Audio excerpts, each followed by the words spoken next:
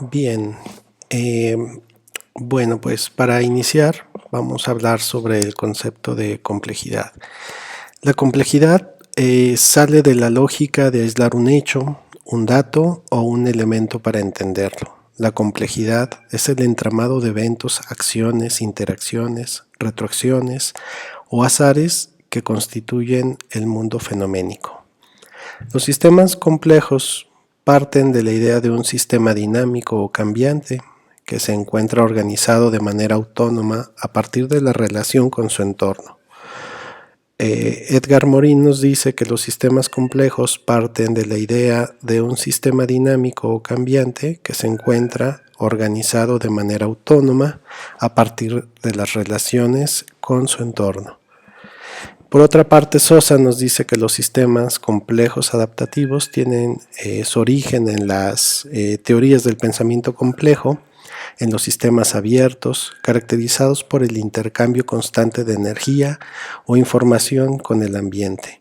Por otra parte, Holland dice que los sistemas complejos adaptativos son más que la suma de los componentes de sus partes, que existe una abundancia de no linealidad y que la coherencia y la persistencia de cada sistema está determinada por la cantidad de interacciones. También nos dice que está conformado por elementos activos que interactúan constantemente y se adaptan a las condiciones. Actualmente, en el diseño y diversas áreas como la ingeniería, la arquitectura, el diseño industrial o el diseño gráfico, pues se ha recurrido al uso de algoritmos para crear formas que se generan y construyen a sí misma, es decir, en un proceso de autopoiesis. Desde hace ya algunas décadas, el diseño generativo o paramétrico ha ido ganando terreno, gracias al avance tecnológico y al desarrollo de nuevos materiales que hacen posible su creación. El diseño paramétrico tiene su origen en las matemáticas. En su esencia, en los lenguajes de programación se han utilizado para resolver problemas de lógica, estructura y organización. Se utilizan de manera cotidiana para moldear y representar datos y generar simulaciones. En los años 50, el código fue utilizado como un asistente para realizar tareas repetitivas, que pronto derivaron en la generación de patrones y composiciones de gran complejidad. Para los años 60, se desarrollaron algunos experimentos de arte generativo donde destacan artistas como Frieder Neck, George Nies, Vera Molnar, Paul Brown y Manfred Mohr. Para los años 70, Luigi Moretti introduce el término de arquitectura paramétrica y lo desarrolla ampliamente en la revista Moebius 4, definiéndolo como el estudio de los sistemas arquitectónicos que buscan concretar las relaciones entre las dimensiones que dependen de los diversos parámetros. Por otra parte, Schumacher nos dice que la autopoiesis de la arquitectura ofrece un nuevo marco teórico que explica a la arquitectura como un distinto subsistema en términos conceptuales, de método y de valores. Eran Wang y Schieren nos dicen que el diseño paramétrico es una especificación incremental de la lógica de diseño, en la que finalmente se obtiene como resultado un diseño abierto para la exploración de alternativas y sus variaciones. Lars Hesselgren señala que el diseño generativo no se refiere a diseñar el edificio en sí, sino a diseñar el sistema con el que se construye el edificio. Feng Fu nos dice que el diseño paramétrico es un proceso que utiliza diversas técnicas de modelaje, basándose en algoritmos que permiten determinar la geometría estructural de un proyecto. Por otra parte, Manuel Lima nos dice que durante los siglos XVII, XVIII, XIX, la solución de problemas se consideró de una manera simple, como una serie de pasos a seguir.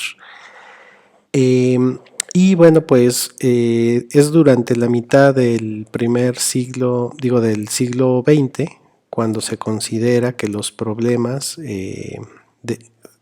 tienen una complejidad y se comienzan a observar de una manera organizada. Esto tiene que ver con el desarrollo de las teorías que hablan sobre el caos o sobre los sistemas complejos. Y bueno, pues en este esquema podemos observar digamos, el método tradicional en el que se produce el diseño, en el que se enseña en la mayoría de las escuelas el diseño, ¿no? Que es un proceso lineal, donde existe un problema o una necesidad y esta, pues, se genera una idea para atenderla y se llega a una primera solución. Si la solución cumple, se considera la solución final, y si no cumple, se considera una segunda solución, y bueno, pues si cumple, pues ya se queda como solución final, y si no, se llega a una siguiente solución. Por otra parte, el diseño paramétrico visto desde los sistemas complejos adaptativos, en los componentes se vuelven agentes que interactúan al igual que un organismo vivo. En digamos, proceso de diseño en el que interviene el diseño paramétrico, pues se determinan variables y parámetros, los cuales se definen por medio de reglas y algoritmos, y estas reglas y algoritmos generan soluciones. Y bueno, aquí se da un sistema de interacción, porque, por ejemplo, la afectación en cualquier regla o algoritmo o en cualquier variable y parámetro automáticamente nos cambia todas las soluciones. Por otra parte, también podemos llegar a un número infinito de soluciones. Y bueno, pues el diseño paramétrico pues parte de valores iniciales que han sido elegidos de manera intencional para generar formas a partir de la modificación de parámetros propios de cada componente, que son manipulados por la definición de las reglas y los algoritmos que permiten acceder a los diseñadores a un sinfín de resultados que siempre son cambiantes. El diseño gráfico en la actualidad ha ido evolucionando y adaptándose a los cambios tecnológicos. Algunas de las aplicaciones que tiene el diseño paramétrico pues se hacen evidentes, por ejemplo, en unos casos que voy a mostrar a continuación. El primer caso es el creado por el estudio Pentagram, por los diseñadores Michael Bierut y Aaron Fry, en el que se desarrollaron la identidad del MIT, del laboratorio de media.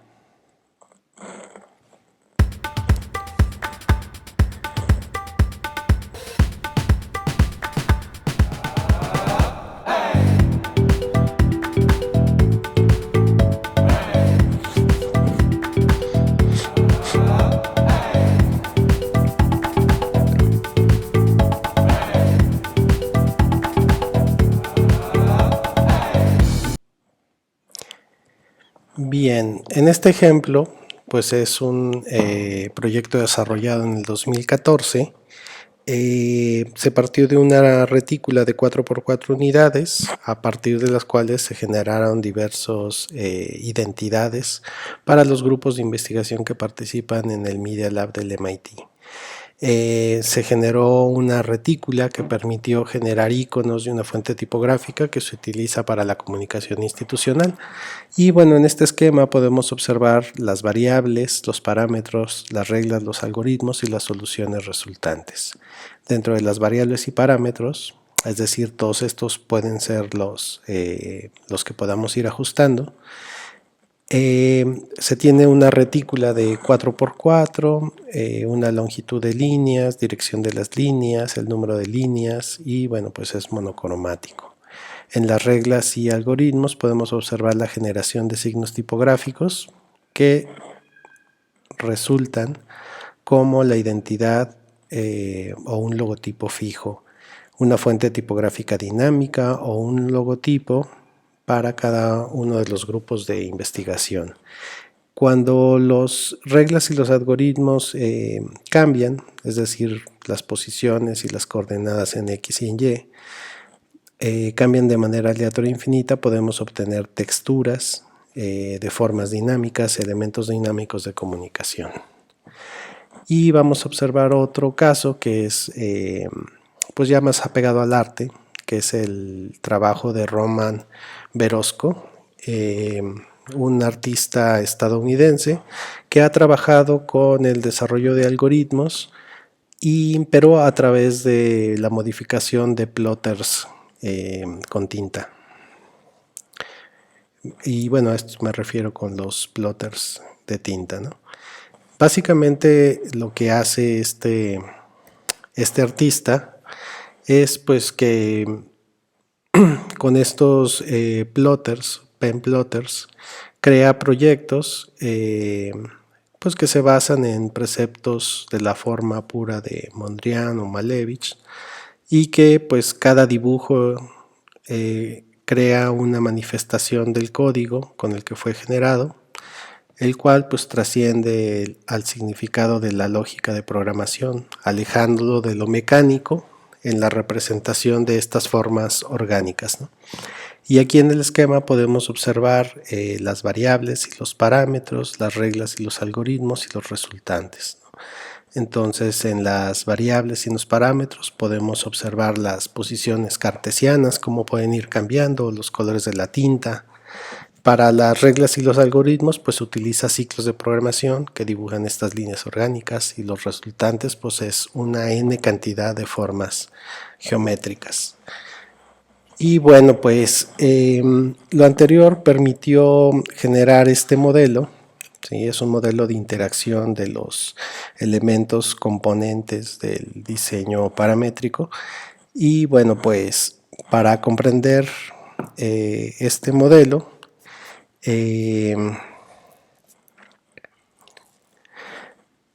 desde los sistemas complejos adaptativos, pues tiene principalmente dos formas de ser interpretado.